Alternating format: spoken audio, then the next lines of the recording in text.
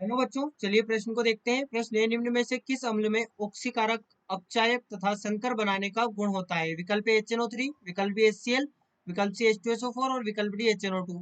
तो देखिए यहाँ पर बात करें प्रश्न की मुख्य अवधारणा की।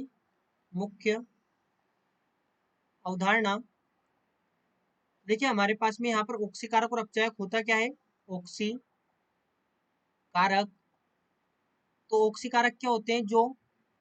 जो सामने वाले यौगिक को या जो साथ वाले यौगिक को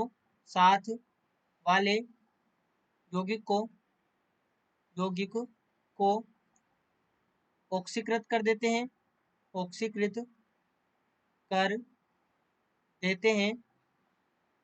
और अपचायक क्या होते हैं? अपचायक जो साथ वाले यौगिक को जो साथ वाले यौगिक को अपचयित अपचयित कर देते हैं, अपचयित कर देते हैं। तो यहाँ पर समझे कि अब यहाँ पर जो ऑक्सीकारक है, ऑक्सीकारक साथ वाले यौगिक को क्या कर रहा है? ऑक्सीकृत कर रहा है, यानी कि स्वयं क्या होगा? अपचयित होगा। और अपचायक क्या कर रहा है? अपचायक साथ वाले यौगिक को अपचयित कर रहा है, यानी कि स्वयं क्या होगा? स्वयं यहाँ पर ये ऑक्सीकृत होगा। तो यहाँ पर समझे हमारे पास में जैसा कि यहाँ पर दिया गया HNO3, तो जो HNO3 है ये क्या बनाता है? यहाँ पर ये बनाता है oxygen plus NO2 plus H2O, ये निर्मित करता है। तो यहाँ पर ये अभिक्रिया को बैलेंस करें तो ये हमारे पास में हो जाएगा, यहाँ पर होगा 2 HNO3, यहाँ पर ये हमारे पास में 3 ऑक्सीजन और 3 नेसेंट ऑक्सीजन यहाँ पर ये बनेंगे। 3 यहाँ पर इसे इस प्रकार से देखें, ये हमारे पास में एक नेसेंट ऑक्सीजन बनेगा और ये 2NO2 हो जाएगा। तो बच्चों यहाँ पर यदि ध्यान दें तो हमारे पास में यहाँ पर जो नाइट्रोजन है, ये नाइट्रोजन कितनी ऑक्सीकरण अवस्था में? यहाँ पर ये +5 ऑक्सीकरण अवस्था में। और यहाँ पर इसका क्या हुआ? यहाँ पर इसका हो गया अपचयन, ये +4 में आ गया। तो यहाँ पर इसका केवल अपचयन हो रहा है।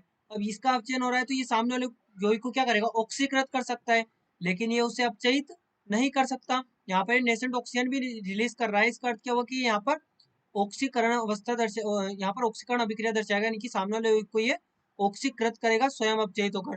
तो इसलिए हमारे पास में विकल्प ए तो हमारा गलत हो जाएगा। दूसरा बात करें HCl की। HCl, तो जो HCl होता है, HCl बच्चों यहाँ पर निर्मित करता है H+ और Cl-।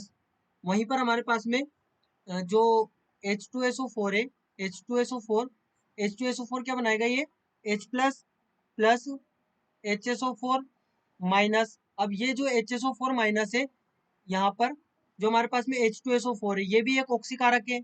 ऑक्सीकारक, प्रबल ऑक्सीकारक होता है। हमें पता है कि जो H2SO4 ये प्रबल ऑक्सीकारक है, प्रबल ऑक्सीकारक है। तो हमारे पास में ये विकल्प भी गलत हो गया। HCl अब H+ और Cl- में टूट रहा है, तो ये भी यहाँ पर ऑक्सीकरण कर नहीं सकता है, ना अपचयन कर सकता है। वहीं पे यदि हम अगला विकल्प देखें जो कि है HNO2, तो जो HNO2 है ये बच्चों यहाँ पर निर्मित करता है NO2 plus NO plus H2O। अब यदि यहाँ पर ध्यान दें तो हमारे पास में यहाँ पर जो हाइड्रोजन है प्लस, जो नाइट्रोजन है +3 ऑक्सीकरण अवस्था में, यहाँ पर जो नाइट्रोजन है ये +4 ऑक्सीकरण अवस्था में है। और ये जो नाइट्रोजन है, ये वाला नाइट्रोजन है +2 ऑक्सीकरण अवस्था में। तो यहाँ पर यदि ध्यान दें तो ये वाले नाइट्रोजन का क्या हुआ? एक बार तो इसका हो गया ऑक्सीकरण, ऑक्सीकरण, और एक बार इसका क्या हो गया? एक बार इसका हो गया अपचयन, अपचयन। तो यहाँ पर ये जो HNO2 है ये अपचयन भी कर रहा है और ये ऑक्सीकरण भी कर रहा है। तो यहाँ पर हम कह सकते हैं कि ये ऑक्सीकारक भी होगा। जब ये ऑक्सीकारक की तरह व्यवहार करेगा तो स्वयं अपचयित हो जाएगा, और जब ये अपचायक की भांति व्यवहार करेगा तो स्वयं ऑक्सीकृत हो जाएगा। अब जब दो गुण हमें इसमें मिल गए हैं तो तीसरा जो गुण है इसका, ये संकुल भी निर्मित करता है। संकुल, या यहाँ पर कहा गया है संकर यौगिक भी निर्मित करता है। संकर यौगिक भी बनाता है। तो इसलिए हमारे पास में जो सही विकल्प होगा वो यहाँ पर होगा विकल्प डी, HNO2। तो इस प्रकार से बच्चों यहाँ पर हमने प्रश्न को समझा। आशा करते हैं आपको प्रश्न समझ आया होगा। धन्यवाद।